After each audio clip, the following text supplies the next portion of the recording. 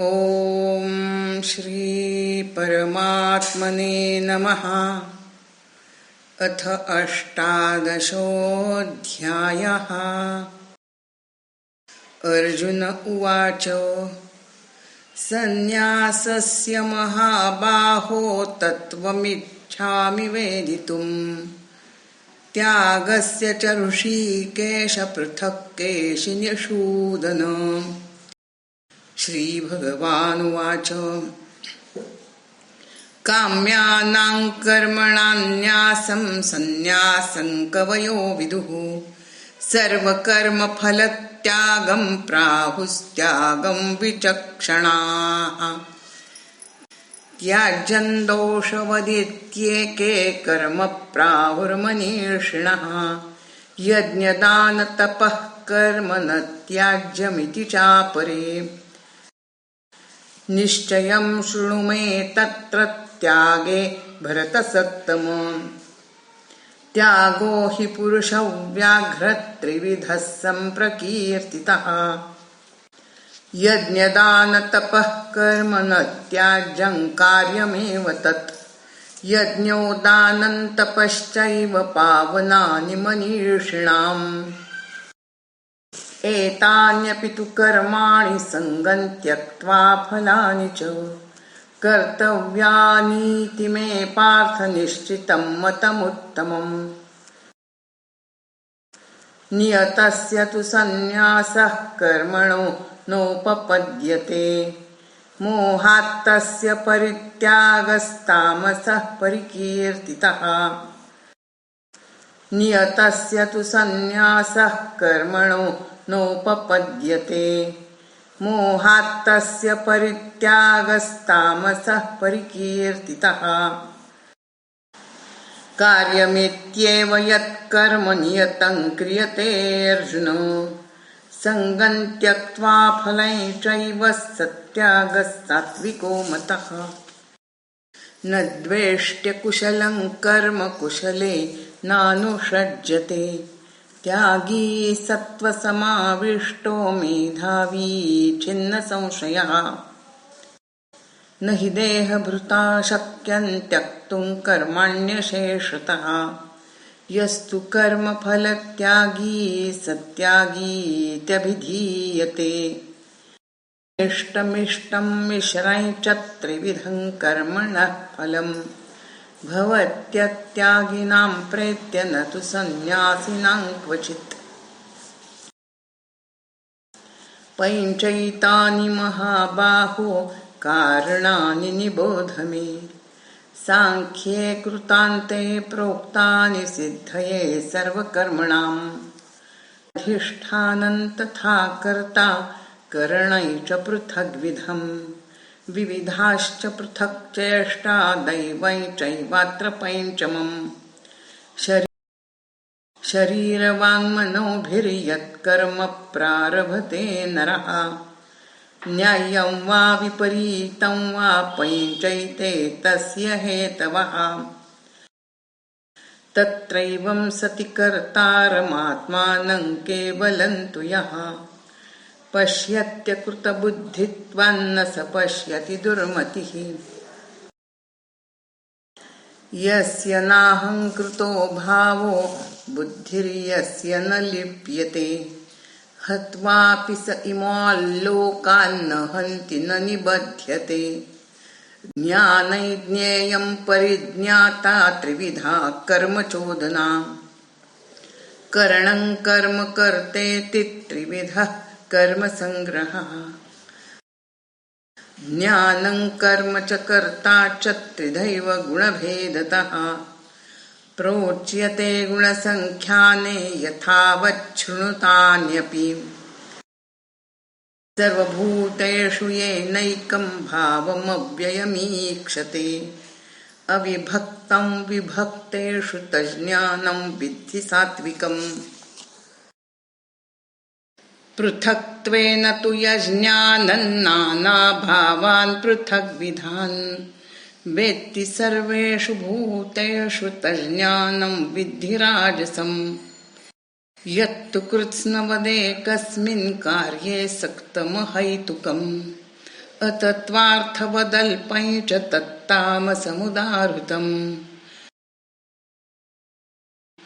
नियतं सङ्गरहितमरागद्वेषतः कृतम् अफलप्रेप्सुना कर्म यत्तत् सात्विकमुच्यते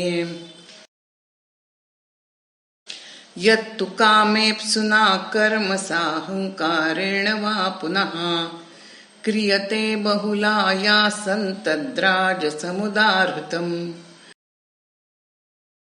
अनुबन्धं क्षयं हिंसामनवेक्ष्य च पौरुषम् मोहादारभ्यते कर्म यत्तत्तामसमुच्यते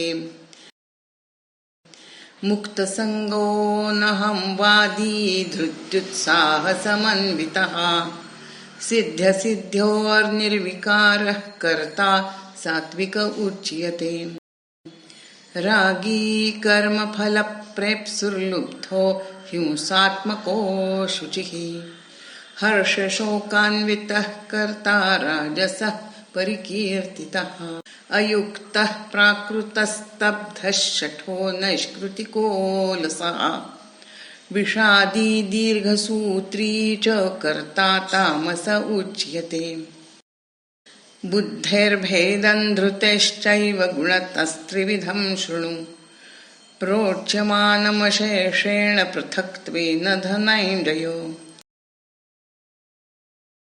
प्रवृत्तिं च निवृत्तिं च कार्याकार्ये भयाभये बन्धं मोक्षं च या वेत्ति बुद्धिः सा पार्थ सात्विकी यया धर्ममधर्मं च कार्यं चाकार्यमेव च अयथावत् प्रजानाति बुद्धिः सा पार्थ राजसी अधर्मं धर्ममिति या मन्यते तमसावृता सर्वार्थान् विपरीतांश्च बुद्धिः सा पार्थ तामसी धृत्या यया धारयते मनः प्राणेन्द्रियक्रियाः योगेनाव्यभिचारिण्या धृतिः सा पार्थ सात्विकी यया तु धर्मकामार्थान् धृत्या धारयते अर्जुन प्रसंगेन फलाकांक्षी धृतिः सा पार्थ राजसी यया स्वप्नं भयं शोकं विषादं मदमेव च न विमुञ्चति दुर्मेधा धृतिः सा पार्थ तामसी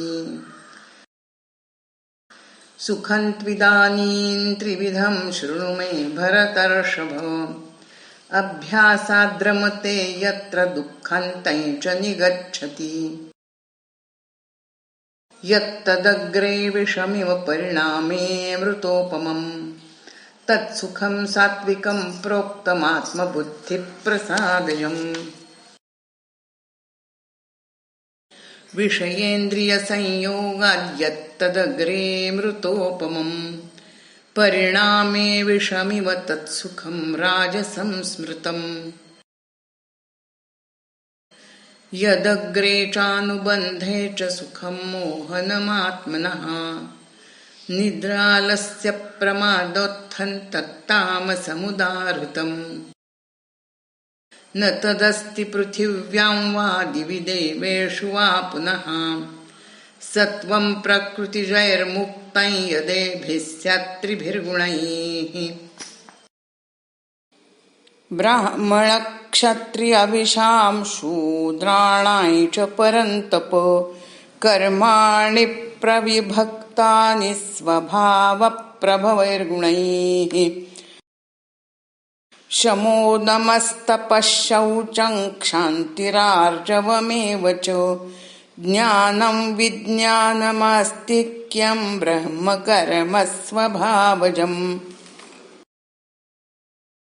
शौर्यं तेजो धृतिर्दाक्षं युद्धे चाप्यपलायनं दानमीश्वरभावश्च क्षात्रं कर्म स्वभावजम् कृषिगौरक्ष्यवाणिज्यं वैश्यकर्म स्वभावजम् परिचर्यात्मकं कर्म शूद्रस्यापि स्वभावजम् स्वे स्वे कर्मण्यभिरतः संसिद्धिर्लभते नरः स्वकर्मनिरतः सिद्धिं यथा विन्दति तच्छृणु यतः प्रवृत्तिर्भूतानां येन सर्वमिदं ततं स्वकर्मणा तमभ्यर्च्य सिद्धिं विन्दति मानवः श्रेयान् स्वधर्मो विगुणः परधर्मात् स्वनुष्ठितात् स्वभावनियतं कर्म कुर्वन्नाप्नोति किल्बिषम् सहजं कर्म कौन्तेय सदोषमपि न त्यजेत् सर्वारम्भा हि दोषेण धूमेनाग्निरिवावृताः असक्तबुद्धिः सर्वत्र जितात्मा विगतस्पृहः नैष्कर्म्यसिद्धिं परमां सन्न्यासेनाधिगच्छति सिद्धिं प्राप्तो यथा ब्रह्म तथाप्नोति निबोध मे समासेनैव कौन्तेय निष्ठा ज्ञानस्य या परा बुद्ध्या विशुद्धया युक्तो धृत्यात्मानन्नियम्य च शब्दादीन् विषयांस्त्यक्त्वा रागद्वेषौ व्युदस्य च विविक्तसेवी लघ्वाशी यतवाक्कायमानसः ध्यानयोगपरो नित्यं वैराग्यं समुपाश्रितः अहङ्कारं बलं दर्पं कामं क्रोधं परिग्रहं विमुच्य निर्ममः शान्तो ब्रह्मभूयाय कल्पते ब्रह्मभूतः प्रसन्नात्मा न शोचति न काङ्क्षति समः सर्वेषु भूतेषु मद्भक्तिर्लभते पराम् भक्त्या मामभिजानाति यावान्यश्चास्मि तत्त्वतः ततो मां तत्त्वतो ज्ञात्वा विशते तदनन्तरम् सर्वकर्माण्यपि सदा कुर्वाणो मद्व्यपाश्रयः मत्प्रसादादवाप्नोति शाश्वतं पदमव्ययम् चेतसा सर्वकर्माणि मयि सन्न्यस्य मत्परः बुद्धियोगमुपाश्रित्य मच्चित्तः सततं भव चित्तः सर्वदुर्गाणि मत्प्रसादात् तरिष्यसि अथ चैत्त्वमहङ्कारान् न श्रोष्यसि विनङ्क्षसि यदहङ्कारमाश्रित्य न योत्स्य इति मन्यसे मिथ्यैष व्यवसायस्ते प्रकृतिस्त्वान्नियोक्ष्यति स्वभावजेन कौन्तेय निबद्धस्वेन कर्मणा कर्तुं नेच्छसि यन्मोहात् करिष्यस्य वशोऽपि तत् ईश्वरः सर्वभूतानां हृद्देशेऽर्जुन तिष्ठति भ्रामयन् सर्वभूतानि यन्त्रारूढानि मायया तमेव शरणं गच्छ सर्वभावेन भारत तत्प्रसादात् परां शान्तिं स्थानं प्राप्स्यसि शाश्वतम् इति ते ज्ञानमाख्यातं गुह्याद्गुह्यतरं मया विमृशैतदशेषेण यथेच्छसि तथा कुरु सर्वगुह्यतमं भूयः शृणु मे परमं वचः इष्टोऽसि मे दृढमिति ततो वक्ष्यामि ते हितम् मन्मना भव मद्भक्तो मद्याजी मां नमस्कुरु मामे वैष्यसि सत्यन्ते प्रतिजाने प्रियोऽसि मे सर्वधर्मान् परित्यज्य मामेकं शरणं व्रज अहं त्वा सर्वपापेभ्यो मोक्षयिष्यामि मा शुचः इदं ते न तपस्काय न भक्ताय कदाचन न चाशुश्रूषवे वाच्यन्न च माय्योऽभ्यसूयति य इमं परमं गुह्यं मद्भक्तेष्वभिधास्यति भक्तिं मयि परां कृत्वा मामेव वैष्यत्य संशयः न च तस्मान्मनुष्येषु कश्चिन्मे प्रियकृत्तमः भविता न च मे तस्मादन्यः प्रियतरो भुवि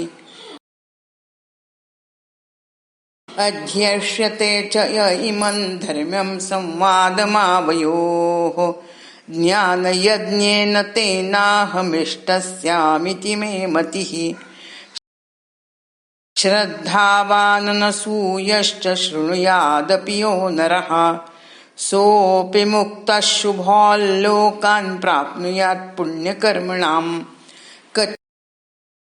कच्चिदेतच्छ्रुतं पार्थ त्वयैकाग्रेण चेतसा कच्चिदज्ञानसम्मोहः प्रनष्टस्ते धनञ्जय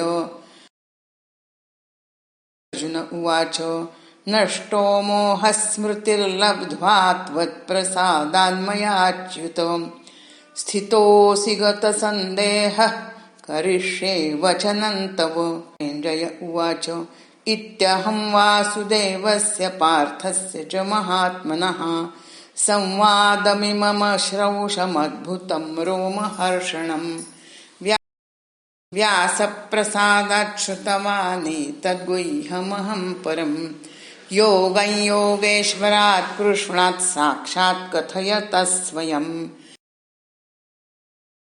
राजन् संस्मृत्य संवादमिममद्भुतं केशवार्जुनयोः पुण्यं हृष्यामि च मुहुर्मुहुः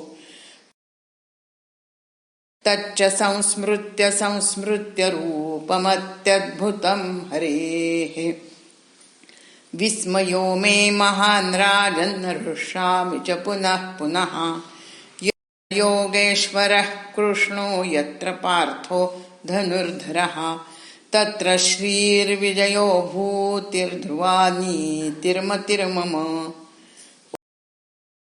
ॐ तत्सदिति श्रीमद्भगवद्गीतासु उपनिषत्सु ब्रह्मविद्यायां योगशास्त्रे श्रीकृष्णार्जुनसंवादे मोक्षसंन्यासयोगो नाम अष्टादशोऽध्यायः। श्रीकृष्णार्पणमस्तु। हरये नमः, हरये नमः, हरये नमः।